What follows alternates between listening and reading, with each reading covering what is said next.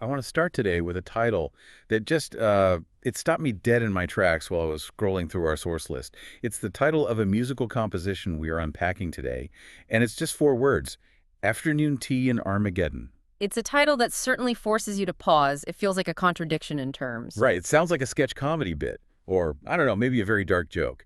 But when you actually peel back the layers of this piece by composer David Peterson, and more importantly, when you look at the source documents we have, which are these incredibly dense philosophical conversations between the composer and analytical models, you realize this isn't joke at all. It is potentially one of the most frighteningly accurate diagnoses of the human condition I have ever come across. Diagnosis is absolutely the right word.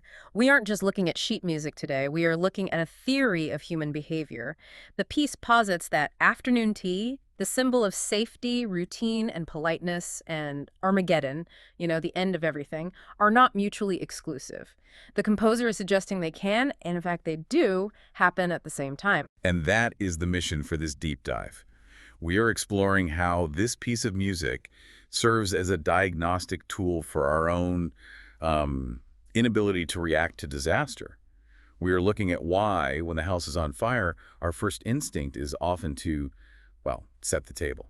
It's a fascinating tension. And to set the stage, we have to look at where this idea even came from, because you don't just wake up one morning and decide to score a soundtrack for eating scones during the apocalypse unless you are deeply frustrated with something. The sources mention this concept of unfathomable inertia. Yes.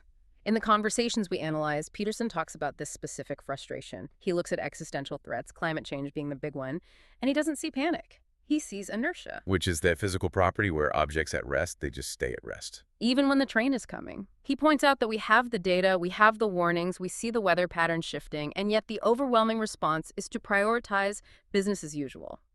We value the consistency of our daily lives more than the survival of our species. There was another spark for this piece that I found really compelling, specifically regarding technology. The notes mention a quip by the philosopher Sam Harris. Ah, yes, the robot problem. Right.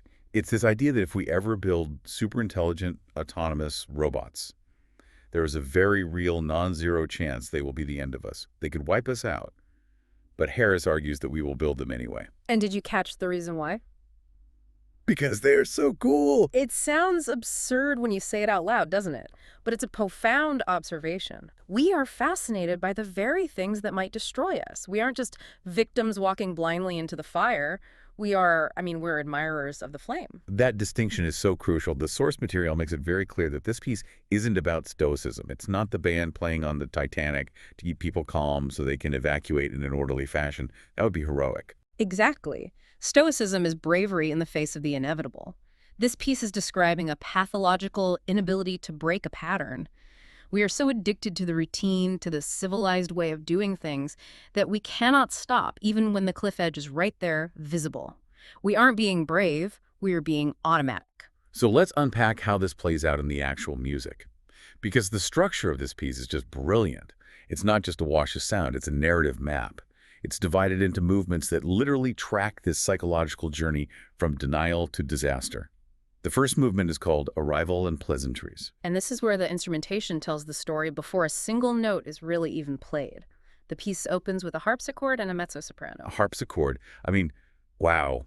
Nothing says old world manners like that sound. It's plucky, it's metallic, it immediately makes me think of, wigs and powdered faces. That's the intent. The analysis in our sources describes it as having an elegant, almost Baroque formality.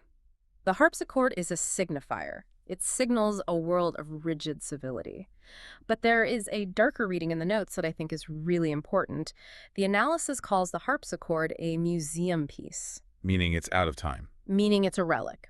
It suggests that the culture being depicted, this polite society, has effectively already collapsed.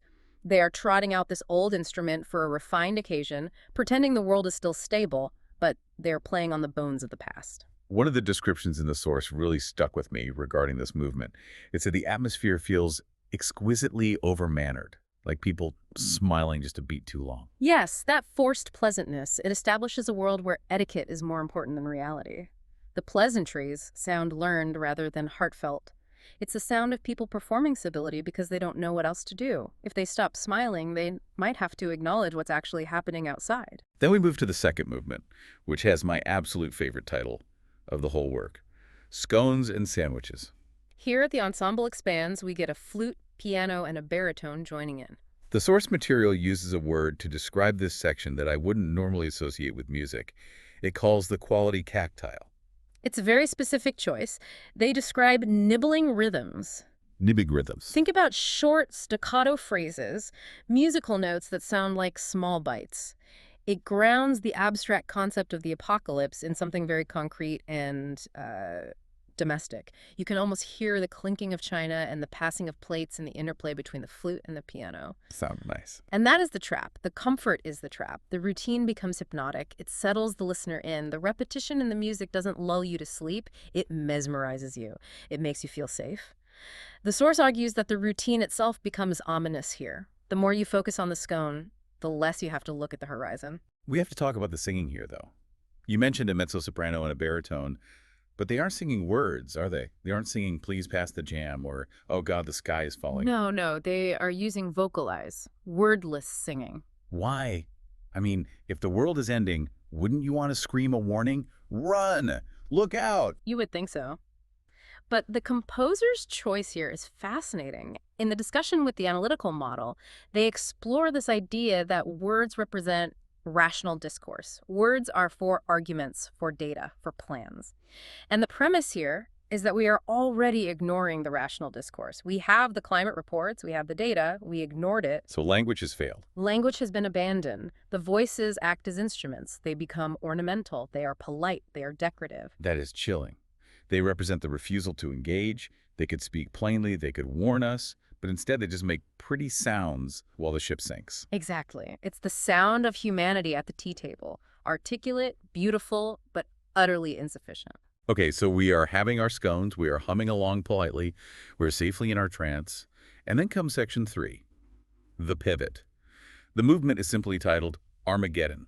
Now, normally if I say Armageddon in a musical context, what do you expect? I expect Hans Zimmer. I expect bass drops, timpani drums, brass sections blasting. I expect noise. Right, the Hollywood treatment. Mm-hmm. But this piece does something much more unsettling. The tempo drops. It slows down. It slows down. The central tension emerges, but the instrumental forces stay the same size. It remains a chamber piece. The source describes this as Armageddon observed from the drawing room. Armageddon observed from the drawing room. That implies intimacy. It implies proximity. It's the realization that the end isn't some distant fireball on the news. It's right here, peering through the lace curtains. It's not an angry polemic, it's just a fact.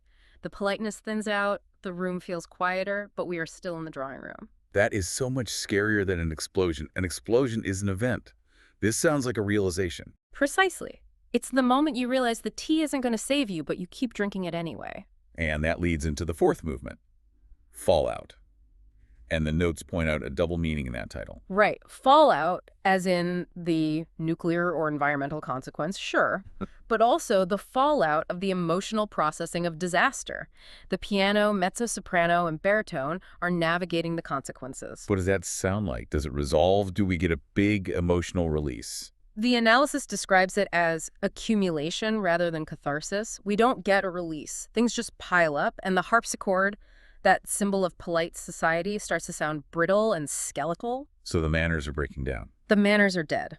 The harpsichord is no longer charming. It's just the bones of a dead culture rattling around. It's stripped of its melody. Man. And then after the fallout, we get the epilogue, memory persists. And here, the harpsichord is finally gone. The symbol of social artifice has left the building. We shift to a traditional chamber ensemble. Violin, cello, piano. It sounds like a withdrawal. It is a withdrawal into reflection. The notes describe it as melancholic rather than accusatory. It asks a very difficult question. After we have destroyed ourselves through our own inertia, memory remains. Is that consoling, or is it just sad? It's the idea that the universe remembers us, even if we aren't there to remember ourselves. Or perhaps that our ghost lingers in the places we destroyed. It's a haunting end to the tea party. So we've walked through the arc of the piece, but the so what? Here is the part that really keeps me up at night. The experts in our source material dig into the psychology of this. They argue that this piece isn't just about being polite. It's about civility as anesthesia. This is the core diagnosis. We often think of rituals like tea or board meetings or international summits as the ways we solve problems. But this analysis suggests we use them to postpone the future. There was a phrase in the notes that I want to drill down on. Procedural absorption. It sounds very corporate, but the definition was fascinating. It is corporate, but it applies everywhere. Procedural absorption is the phenomenon where a threat gets folded into the routine. Let's say there's a massive crisis, a pandemic, a climate tipping point. Instead of taking radical disruptive action, what do? We schedule a meeting. We schedule a meeting, we form a committee, we draft a pledge to do something in 10 years. The ritual makes us feel like we are doing something. It feels like work. It feels like work, which anesthetizes us against the panic we should be feeling. We hide behind the agenda. If it's on the meeting agenda, it's under control. It's like we were filing paperwork on the Titanic. I've lodged a formal complaint about the iceberg, so I've done my part. Exactly. But there is another layer, going back to that Sam Harris point about the robots. It's not just about comfort or procedure. It's about what the source calls aesthetic surrender. Explain that one to me. We don't just retreat because we are scared. We retreat because we are fascinated. We admire the machinery that is destroying us.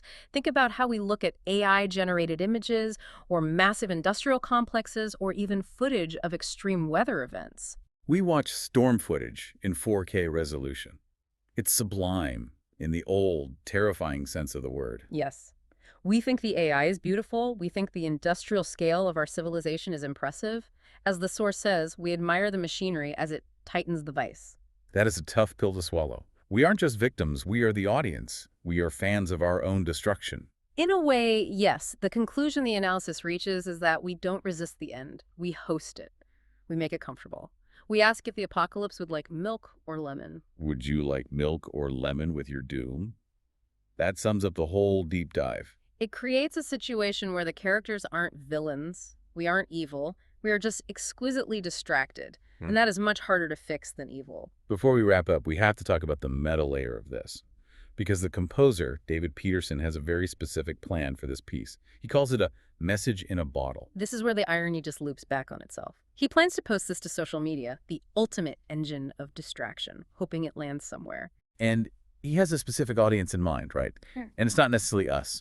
No. He jokes in the notes that perhaps the killer robots will find it one day while scrubbing the old web, and maybe they will turn it into an opera. That is so dark, but also kind of funny. It's recursive irony.